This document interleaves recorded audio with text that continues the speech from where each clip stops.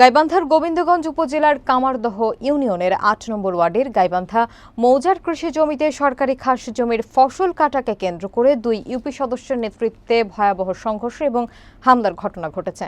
এতে অন্তত ৮ জন আহত হয়েছেন। বিস্তারিত দেখুন ওয়াসিম মিয়া এর তথ্যচিত্রে।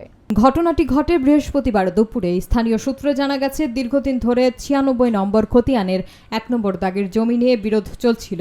এই জমিতে সরকার নির্ধারিত ১ একর জায়গায় ধান চাষ করেছিলেন স্থানীয় কৃষকরা। ধান কাটা নিয়ে বিরোধের এক পর্যায়ে কামারদহ ইউনিয়নের ৮ নম্বর ওয়ার্ড সদস্য জয়নাল এবং ১ নম্বর ওয়ার্ড সদস্য রফিকুল ইসলামের সমর্থকদের মধ্যে সংঘর্ষ বাধে। সংঘর্ষে নারী সহ ৮ জন আহত হন। আহতদের মধ্যে ২ জনের অবস্থা আশঙ্কাজনক হওয়ায় তাদেরকে রংপুর মেডিকেল কলেজ হাসপাতালে পাঠানো হয়েছে। আহতদের মধ্যে রয়েছেন মোহাম্মদ জাহিদুল ইসলাম বাপ্পি, তার বাবা মোহাম্মদ আব্দুল খালেক, মা সাবিনা খাতুন এবং স্ত্রী রুমা খাতুন সহ অন্যান্যরা।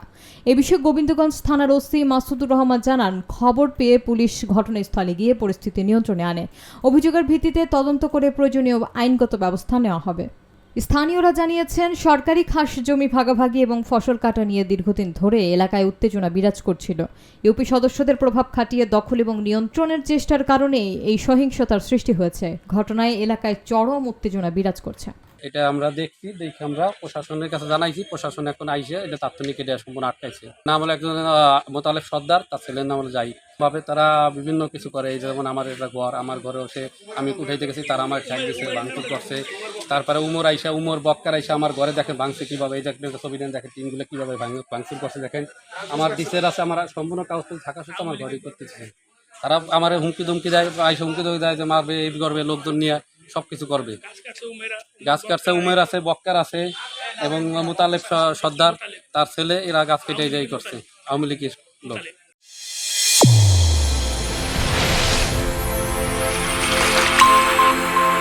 চ্যানেল A1 হৃদয়ের স্পন্দন।